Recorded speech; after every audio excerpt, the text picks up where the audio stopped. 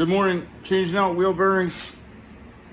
Got 5 quick tips for you. The first tip is if you ever get vegetation wrapped like this, you need to take care of that sooner than later, because what happens is it breaks down, mushes down, and it causes extra friction and heat, and it kind of just sucks all the grease out of the bearing set.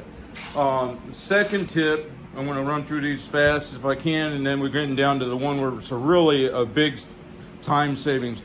The second tip is if you place your bolt where your bolt head is to the outside, then when you go to come up next to a fence or something, or you're in that inside corner and you're moving forward, the shoulder or the positioning of that bolt compared to the nut is more favorable to prevent snagging, like on a wire fence or hitting something.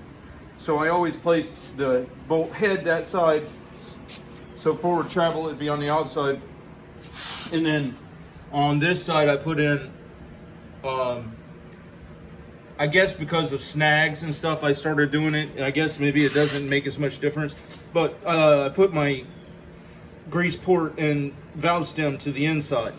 The weight reduction on the forks is favorable in the regard of accessing those as well.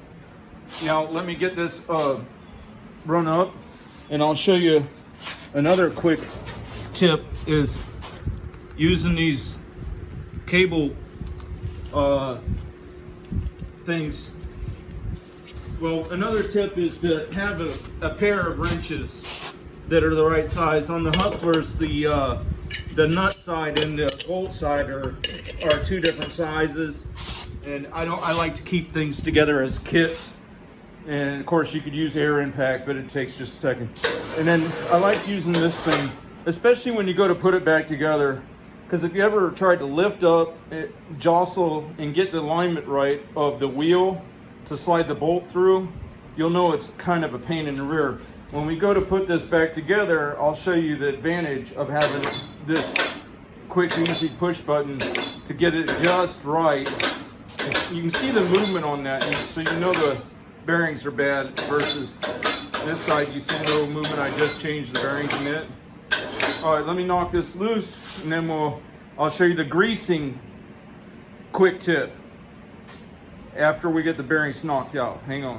Okay, I'm gonna set you up here, wheels off. The brush that was wrapped on it's gone. Let me try to get you in position. I'm just gonna knock these bearings out. I keep an old bolt around, and if you come through from the opposite side, you can catch the lip. If you push aside by levering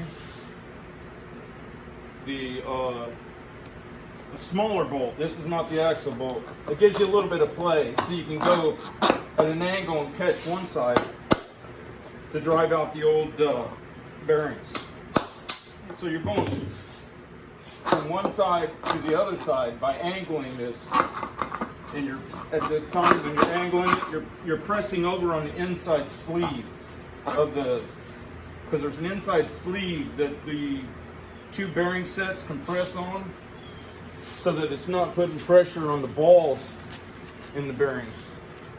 So as wide as that hub is, there's a spacer that goes from this shoulder to that shoulder, because when you tighten up the axle bolt, you don't want it pulling and putting side load on a ball bearing. That's not what these type of bearings are made for. All right, let me knock this on out, and then I'll show you the greasing tip that saves a ton of time. All right, so now I'm pushing a rag through with that same bolt that I used for driving the bearings out to get all the old contaminated grease out. See all the old grease? And then if I plunge through this rag, then that gets all the old grease out, right? And the reason being is, now I'm not the guilty party. I bought these machines secondhand, but you can see all that grooving. That's from where they ran it with effectively no bearings left in it at all.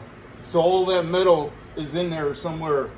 There's no point in putting new bearings in there without cleaning that out. So let me finish cleaning this up, and then I'll show you the quick tip on putting the new grease in without pumping forever. Okay, so then this next part is to save time and pump, so you don't have to pump through the greaser to fill that hub, that new hub setup, because you cleaned out all the old grease. So you just take your caulking tube, and you already have in place your new bearing on the other side, and it's against the table, so you can't have excessive amount of grease go out. Then I do it like this, where I take and put a funnel of some sort in my hand, an air chuck, and that drives. And then as you press with the air, it drives the grease down into fill the voids. So it saves a lot of hand pumping.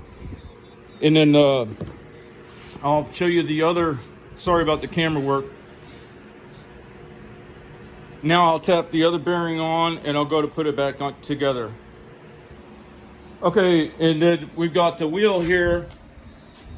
Putting it back on, in the last tip I'll share, I think, is just how to tension these so that you don't change out bearings so often. And this is where that hoist works great, because as you can see, it's like a third hand. It lets you get this wheel somewhat lined up, and makes it a lot easier when it comes to reassembly. There we go. Okay, so then the last thing to cover on this subject is that when you tighten this, what you want to do is lift it up and tighten until your wheel is a little bit restricted. This is how I do it anyway, on rotation, and then back it off, but only just slightly. So I'm gonna lift up, hold it on this other side with the wrench, and run it in there. And what's happening is the forks are pressing together to put a tension on there. See how it stopped?